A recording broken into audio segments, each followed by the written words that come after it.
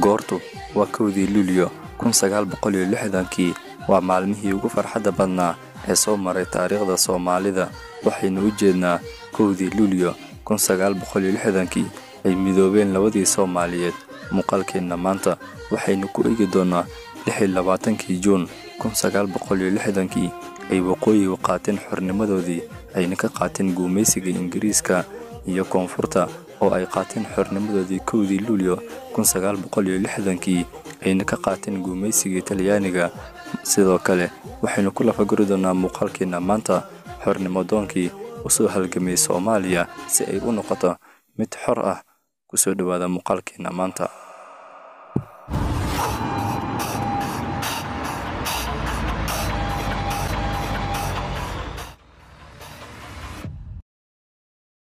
inta inaan guda galin muuqaalkeena fadlan haddaad nala joogtay horay muuqaalka like saar oo la wadaaga asxaabtaada haddaad nagu cusub tahayna nagu soo bir oo ka mid noqo bahweynta nagu xiran British Somaliland waxay ahayd gobol ku yaala waqooyi galbeed ee Soomaaliya oo hoos yimaada gumaysigii boqortooyadii Ingiriiska taariikhda xorriyadda British Somaliland waxay leedahay marxaladooyin iyo dhacdooyin muhiim ah British Somaliland waxay noqotay gobol hoos yimaada Ingiriiska sanadka markuu ahaa 1884 kadib heshiisyo lala galay hogaamiyaashii maxalliga ahaa inkastoo Ingiriisku uu haystay maamulka guud deegaanku wuxuu ku jiray xaalad amni darro ah oo ay sababeen dagaaladii daraawiishta Sayid Maxamed Cabdulle Xasan oo ay la galeen ciidankii gumaysiga Ingiriiska sanadka markuu ahaa 1899 ilaa 1920 intii lagu guda jiray dagaalkii labaad ee adduunka British Somaliland waxay noqotay gobol ku jira marxaladooyin kala duwan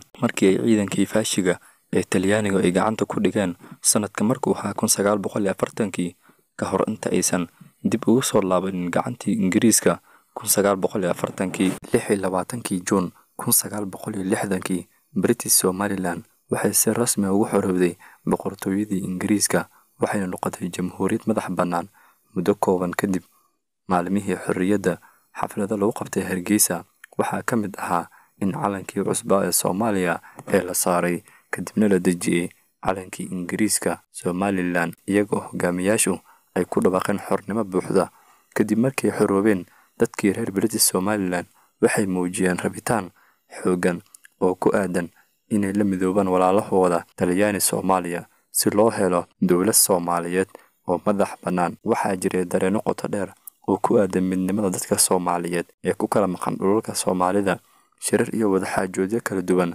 ayaa la qabtay si loo xoojiyo midnimada labada gobol Italian Soomaaliya waxay noqotay gobol hoos yimaada Talyaaniga sanadka markuu ahaa 1889 kadib markii gumaysigu uu si xoog ah u qabsaday goboladaasi dagaalkii labaad ee adduunka waa xilligii ugu badnaa gumaysiyaashii reer Yurub ay ku soo duuleen qaaradda Afrika sanadka markuu ahaa 1949 qaramada midoobay waxay Talyaanigu siisay maamul loo soo gabay KMG Talyaaniga loo soo dhiibay si loo soo gaarsiiyo Soomaaliya muddo 10 sano ahna si ay ugu diyaariyaan madax bannaani buuxda waxaa la sameeyay golo sharci dejin ah iyo hay'ado kale oo maamulka maxalliga lagu tababarayo si ay ugu diyaar garoobaan xornimo buuxda sanadadii 1950yadii dhaqdhaqaaqyo siyaasadeed iyo kuwo xornimo doon ah ayaa ka cortay Italiya Soomaaliya kuwaas oo ugu sareeyay ururkii SYL iyo ururooyin kaleeto oo door muhiim ah ka ciyaaray xornimadoonkii Soomaaliya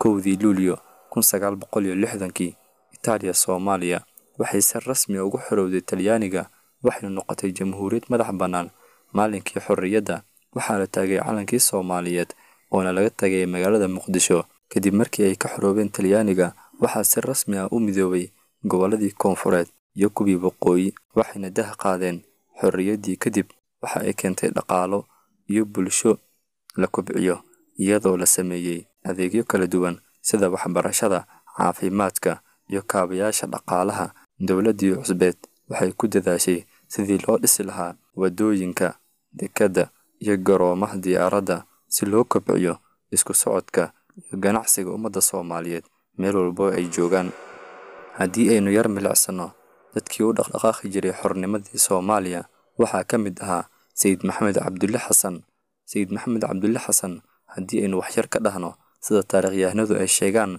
wuxuu ku dhashay gobolka Nugaal sanadka markuu ahaa 1856 wuxuu noqday halyeey caan ah oo kasoo horjeestay gumaysigii Ingiriiska, Talyaaniga iyo Itoobiyaanka. halgankiisa daraawiishta Sayid Maxamed Cabdulle Xasan wuxuu halyeey dhaqdhaqaaq daraawiishta oo ahaa jabhad. wuxuu abaabulay ciidamo si xoogan uga hortagay gumaysigii laga soo bilaabo 1899 ilaa 1920. inkastoo daraawiishtu aysan gaarin xornimo buuxda, waxay abuureen dareen qarannimo iyo mid Soomaaliyeed oo weli muuqda maanta. qofka labaad aynu soo qaadan doono waa Aadan Cabdulle Cismaan. Aadan Cabdulle Cismaan wuxuu ku dhashay magaalada Beledweyne, gobolka Hiiraan, sanadka markuu ahaa 1908. wuxuu ahaa siyaasi iyo halgame muhiim ah oo qayb weyn ka qaatay halgankii xornimo-doonka. Aadan Cabdulle wuxuu ka mid ahaa hogaamiyaashii SYL oo ahaa urur siyaasadeed kuwii ugu horeeyay ee Soomaaliyeed ee u halgamay xornimadii. madaxweynihii ugu horeeyay markii Soomaaliya ay xornimadii qaadatay 1960. Aadan Cabdulle Cismaan wuxuu noqday madaxweynihii ugu horeeyay ee Jamhuuriyadda Soomaaliya. qofka saddexaad aynu soo qaadan doono waa Maxamed Xaaji Ibraahim Cigaal. wuxuu ku dhashay Hargeysa, gobolka Waqooyi Galbeed, sanadka markuu ahaa 1928. wuxuu ahaa siyaasi iyo halgame ka tirsan gobolada Waqooyi. doorkiisa Maxamed Cigaal wuxuu ka mid ahaa hogaamiyaashii ugu waaweynaa ee British Somaliland oo kasoo qayb qaatay halgankii xornimo-doonka iyo midoogii Soomaalida ee 1960. wuxuu Soomaaliya ka noqday ra'iisul wasaare isagoo Cabdirashiid Cali Sharmaarke gadaashiis uu noqday ra'iisul wasaarihii Soomaaliya. qofka afaraad aynu soo qaadan doono waa Cabdirashiid Cali Sharmaarke. Cabdirashiid Cali Sharmaarke wuxuu ku dhashay gobolka Hobyo, sanadka markuu ahaa 1919. wuxuu ahaa siyaasi iyo halgame muhiim ah. doorkiisa wuxuu ka mid ahaa hogaamiyaashii SYL isaga oo ka qayb qaatay abaabul iyo halgan xornimo-doon ah. wuxuu ahaa ra'iisul wasaarihii ugu horeeyay ee soo maray Soomaaliya. qofka ku xiga oo aynu soo qaadan doono waa Xaawo Taako. Xaawo Taako waxay ku dhalatay gobolka Banaadir, Muqdisho, sanadka markuu ahaa 1920. waxay ahayd halgame caan ah. doorkeedu Xaawo Taako waxay si firfircoon uga qayb qaadatay halgankii SYL iyada oo hogaamisay banaanbaxyo iyo kacdoono ka dhan ah gumaysiga.